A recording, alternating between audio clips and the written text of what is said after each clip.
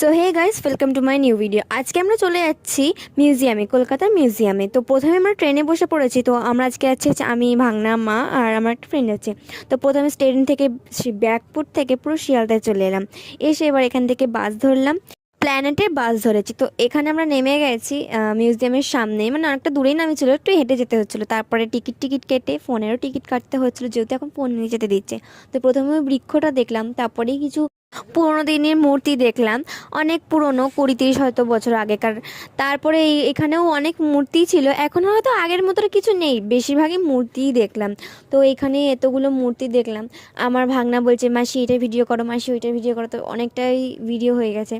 এইখানেও সেম জিনিসই ছিল, তারপরেও একটু এগিয়ে গেলাম। তো এইখানে ছিল অনেক স্তম্ভ, এগুলো কিসের স্তম্ভ আমি ঠিক বলতে পারবো না। তারপরেই আমরা কয়েন্সে চলে আসলাম। এখানে পুরোনো দিন অনেক কয়েন্স ছিল, আর এটা ছিল হচ্ছে বিশাল বড় একটা বৃক্ষ, তাই আমি দেখাচ্ছিলাম তোমাদেরকে। তো এটা ছিল রক্স। তো এখানে অনেক ধরনের পাথর, অনেক জিনিসপত্র আগেকার দিনে যেমন চপস্টিক, এগুলো যেগুলো থাকতো সেগুলোই ছিল। এগুলোই দেখিয়ে দিচ্ছিলাম একটু। অনেক ধরনের ঔষধ, কেমিক্যাল, তো অনেক ধরনের আবার নুন, অনেক কিছুই ছিল। তো এগুলোই দেখছিলাম। তো এখানে দেখতে দেখতে একটা পৃথিবী দেখলাম, আর এখানটা এটা কী আমি জানি না, আমি ঠিক পড়িনি। হ্যাঁ, তারপরে এখানে অনেক মূর্তি, তারপর আগেকার দিনে কী সব ফটো, এইসবই ছিল।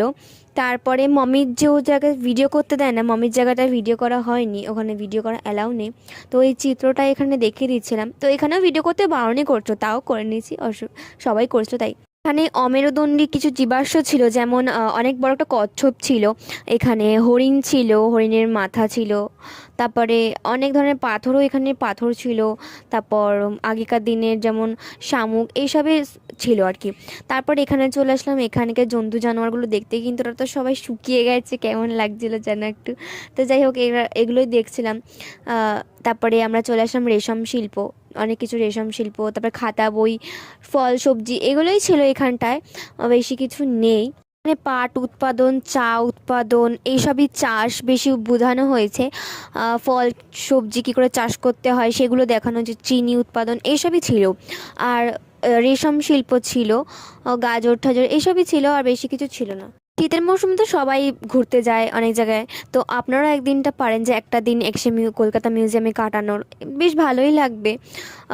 বাইরে থেকে খাবার অ্যালাউ করে না, তবে আপনারা ভেতরে ক্যান্টিন আছে, সেখান থেকে খেতে আসতে পারেন। সকাল 10টায় গেট খোলে, বিকাল 6টার মধ্যে বন্ধ হয়ে যায়। আপনারা একটা দিন হয়তো এখানে কাটাতে পারেন, কিংবা এখানে ঘুরে পাশে ভিক্টোরিয়া আছে, অনেক জায়গায় আছে, সেগুলোও ঘুরতে পারেন।